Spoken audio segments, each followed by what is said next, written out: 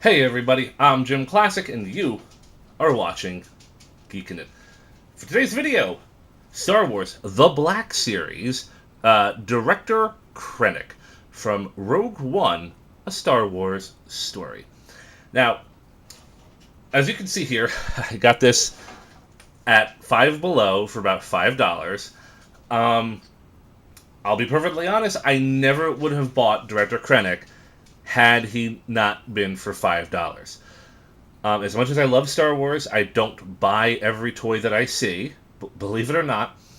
But for $5, I will spend the money on a character just to flesh out my Imperial army just a little bit. But yeah, so now that I've got that out of the way, let's just talk about the packaging. Looking at the packaging here, we have your standard Star Wars Black Series box. Black box, red background, open window. Director Krennic right there. Sorry about the glare. We have his sidearm. We have nice line art of his face. Director Krennic, Hasbro, warning, choking hazard. Ages 4 and up. Five Below, $5. We have his Black Series number 27. Nothing else on this side. On the back, Star Wars, nice glossy logo. Director Krennic, number 27. Line art, bio, which I'll just simply zoom in if you wish to read it yourself. Nothing that's not already on Wikipedia, so. Is it focusing? It's not focusing. My camera chooses when it's going to focus, when it's not going to focus. It does have a mind of its own. Anyway, moving on. Stuff and nonsense right here. On the side, nothing really on the side other than Director Krennic's name, and I guess that says Krennic right there in big bold, and that's pretty much it for the packaging. So let's open this guy up and see what he is all about. And here we have Director Krennic out of the package, and I had a few minutes to fiddle around with the figure, and it is exactly what I was expecting it to be. It's not bad, don't get me wrong. I'm not saying this thing's a piece of crap. It is exactly what I expected it to be. I've already done a review of Grand Moff Tarkin. I've done a review of Darth Vader and Commander Wolf, and it is a Black Series 6-inch figure, and what you get is pretty much what you get for all of them, and that's not a bad thing. So looking at Director Krennic here in all of his caped glory, what we have here is a Imperial officer in a white uniform, black pants, glossy black boots, and a cape, standard belt, firearm, and that's pretty much that. Really, I'll just be talking about the sculpting. At first. First off, we have a nice, soft plastic cape. It's not cloth or anything. Ooh, is that a zipper? Wow. I guess his cape. Maybe this is a cloak. This might be. Well, no. I think a cloak has a hood. But anyway, I think his cape has like little hand pockets, so I guess he could just like wrap himself up and then stick his hands out. But you see there's a little molding detail. I guess it's supposed to look like a pocket or something. So on this side too. The cape looks nice. It's got all the little wrinkles and all the little nuanced detail all over it. It looks good. You can see like the fake stitch work. It's a nice little cloak. Not very practical. It can't really pose. It's just soft plastic. So here is Krennic without the cloak. And I have to say, I think I like this a little bit better without the cloak. To be perfectly honest, it can stand by itself too. And to be perfectly honest, I'm not exactly sure what makes Director Krennic so special that he gets to wear a cloak. You don't see any other Imperial officers that get to wear a cape. I mean, Darth Vader, but he's technically not part of the Imperial military.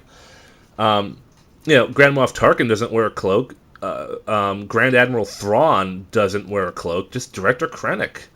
None of the Imperial captains or admirals do. He's just the only one. I mean, maybe he just thinks he's that awesome, but I don't know. Here we have nice Imperial white jacket. It says Director Krennic. I'm not exactly sure what his rank is officially. I know the pins here denounce some kind of a rank. I'm not an expert, so I don't know what the all red, like the top red and bottom blue, indicate his rank officially being. But it's a nice sculpting on the jacket. Again, you see the nice stitch work. It's very nicely textured. It's not hear that? It's not smooth plastic. It's supposed to represent fabric. And it looks good. Okay, again, nice paint details. We have the pins there. We have like those data sticks on each side. Nice, what we have here is a decent head sculpt. It looks good. There is some paint. There's an anomaly right here where white from the eye bled down the nose. I don't know if you can see that very well, but it is there. Maybe this is why this figure was never purchased originally. Again, we have like those military puffy pants right here, and again, nice sculpting, very nice. You got the wrinkles and everything, the seams and all that stuff. Moving down here, we have a different texture. Like the black pants and the black boots are completely different textures. We have smooth black glossy boots right here.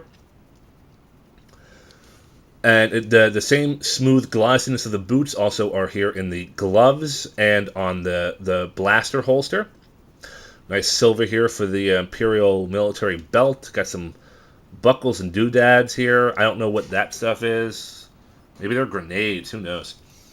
And yeah, that's it. That's it for that. He does have his sidearm, which is unpainted plastic gun. It almost looks like an old 6-shooter. I wouldn't exactly call this Imperial standard, but, it does hold in his hand rather well, which is good. So let's move on to articulation of the toy. What we have here is a 360-degree ball joint. The ball joint is attached to a hinge, so it's pretty much it can do whatever I want. It can do 360 rotation. It can look down that far, which is not particularly far. It can look up. I guess Director Krennic can fly like Storm. Who knows? Or just look up and look at the stars. I don't know. But he can look up very well. He can look down kind of okay, and of course the head rotation, which is fine. Universal shoulders. Do a 3 full 60. We can flex out, which is pretty good extension right there. We do have no double elbow, no bicep rotation, but we do have an elbow rotation, and we can do almost 90 degrees, which is good. We do have full wrist rotation, which is nice. Ooh, wow, that is a tight waist swivel. Very limited, and I'm afraid I'm going to break it. So I'm not going to push my luck. You hear that snapping sound? I don't know what that snapping sound is, but I've got a feeling if I push this thing a few more degrees left and right, I'm probably going to break it. So I'm not going to do it. Even for $5, I'm not planning on destroying this guy. The holster is nice. Not part of the articulation, but just let me talk about it. The holster is nice. It does hold the gun pretty well. It's not bad. It does the job. The soft plastic of the hip skirts does prevent a little bit of leg movement, but we do still have ball-jointed hips. So, again, the hip skirts are going to prevent a great deal of walking articulation, but, all right, it's holding pretty well. He can do a good stride. And he can do it pretty good. All right, so the right leg is a little bit floppy. It's a little bit loose, but, ultimately, if you hold it up, it's a good leg spread right there. That's good. We do have a thigh rotation right here, right below the hip skirt, so that's good. Look at that go. We do have double knees. Not as good as Wolf or Storm, but we do have double knees, and this double knee does feel solid, a little bit more solid than Wolf did, which is good. No other rotation below the knee, but we do have a toe point, we have a toe flex, and we have an ankle pivot. So it will allow for decent rotation, which is great.